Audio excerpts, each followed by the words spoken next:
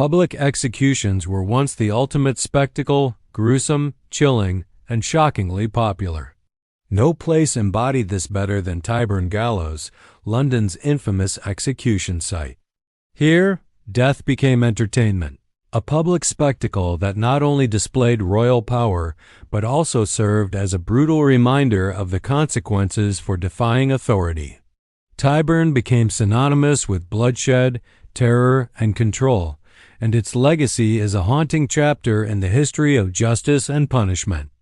Located at the crossroads that are now known as Marble Arch, Tyburn Gallows was not just a physical structure, it was a symbol. First recorded in historical documents in 1196, Tyburn gradually gained notoriety in the centuries that followed. By the early 16th century, it had become England's most notorious execution site. Its triangular design, called the Tree of Tyburn, allowed for multiple hangings to take place simultaneously. Sometimes as many as 24 condemned souls met their end at once. This was no ordinary gallows. It was designed for maximum impact, creating a spectacle of fear. The very structure of Tyburn was meant to amplify the terror of the condemned, showcasing royal authority in its most brutal form. At Tyburn, executions were not just a punishment for crime, but a public display of power. Criminals ranging from petty thieves to political traitors were paraded through the streets of London in a cart, their heads bowed in shame. Crowds of onlookers filled the streets, jeering and mocking the condemned, treating the event as if it were a form of entertainment. The noose, the rope, and the gallows became tools of control, demonstrating the absolute power the crown held over life and death. For centuries, the sight of men, women, and even children meeting their end under Tyburn's shadow was not just a grim reminder of punishment, but a reflection of the society that allowed such spectacles to unfold. Tyburn wasn't simply a place for execution, it was a stage for moral and political performances. Every execution was designed to teach a lesson, to remind the public of their place in the social hierarchy, and to reinforce the power of the monarchy. The condemned were not simply executed, they were made to serve as public examples. Their suffering, their fear, and their death were meant to be seen by the masses. The monarchy used these executions as a tool to deter crime, but also as a means of projecting its unchallenged power. Tyburn was a stage, and the criminals were mere players in a show designed to entertain the masses while reinforcing societal order. In a time when there was little distinction between justice and vengeance, the spectacle of Tyburn became a cornerstone of public life. It was a symbol of both justice and the brutality that often came with it. As much as it was about punishment, it was also about control of the people, control of society, and control of fear. With each hanging, the crown sent a message: challenge the throne, and this is the fate that awaits you. The crowds gathered to witness these executions treated them as communal events, where the death of the condemned person was something to be cheered, mocked, and even celebrated. In fact, some executions were so crowded that vendors would sell food, drinks, and souvenirs. The execution site became a carnival-like atmosphere where death, instead of being feared, became normalized. The brutality of the public execution was accepted, even encouraged by the crowds. For them, it wasn't just about punishment. It was about reaffirming their place in society, their obedience to the crown, and their role in keeping order. However, as much as Tyburn was about the public display of power, it also raised deeper philosophical questions about justice.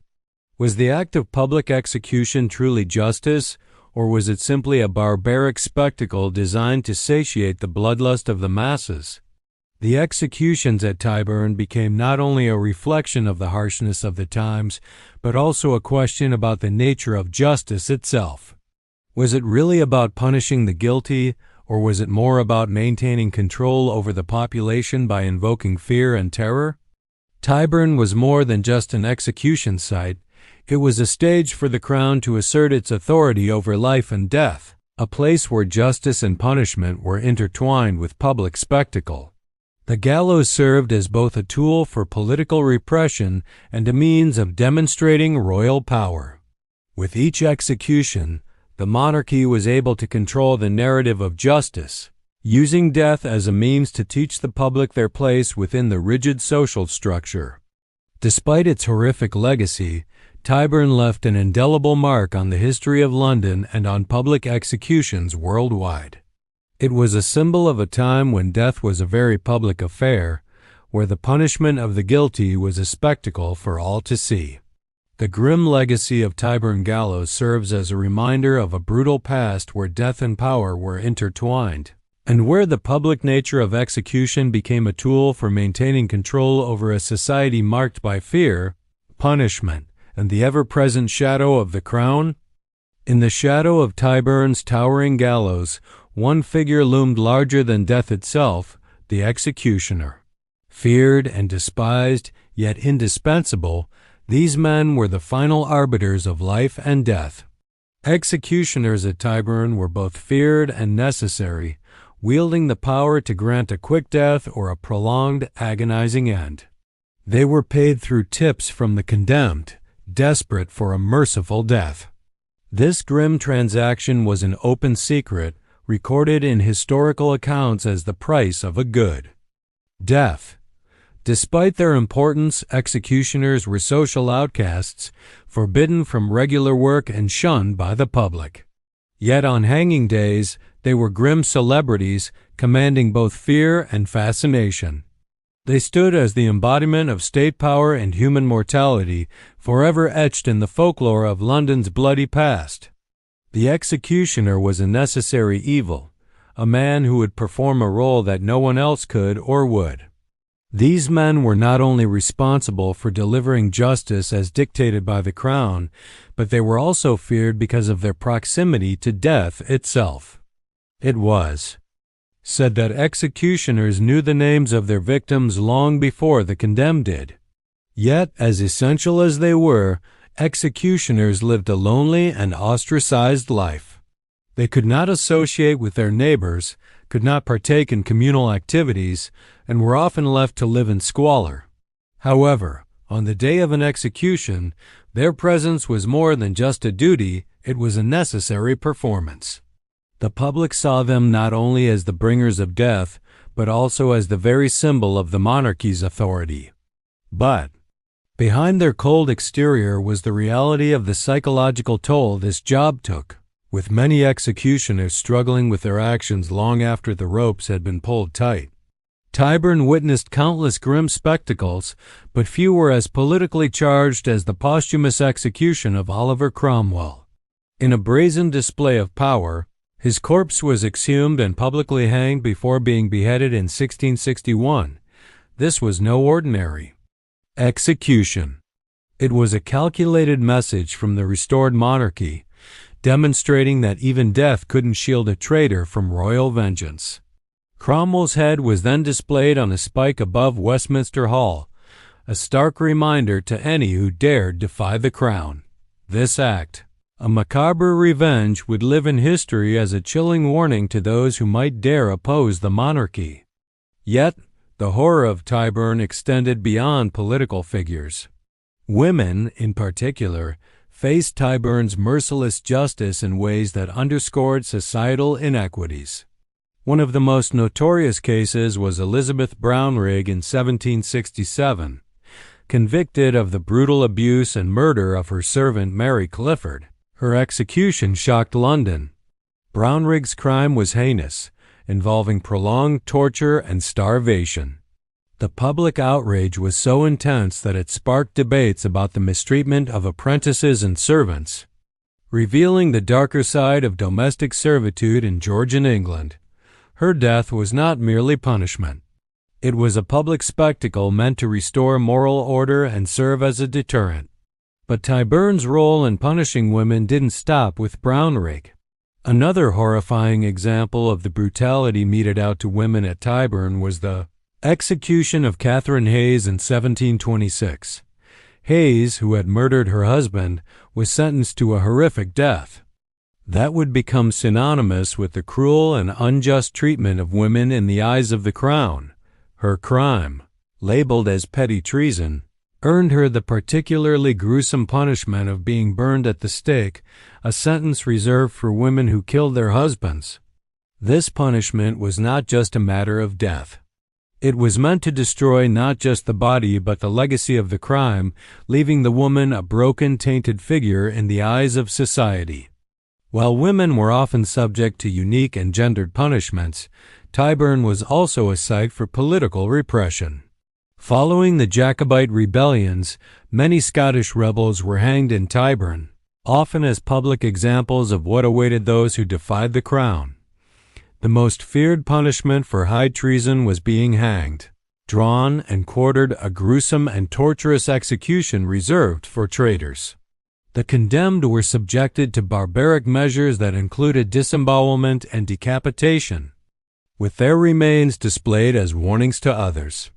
This punishment was not just about death, it was about annihilating any vestige of the rebels' existence. The Crown used such extreme measures to quash dissent, sending a powerful message to anyone who might challenge its authority.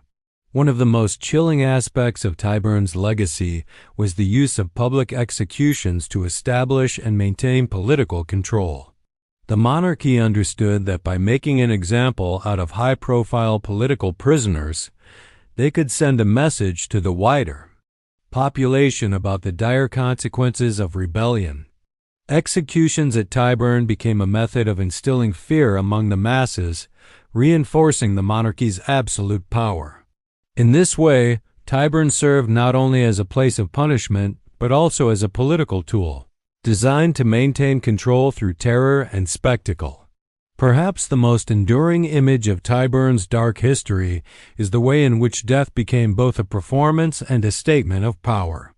As crowds gathered to watch the executions, it was clear that for many, the hanging of criminals had become a form of public entertainment.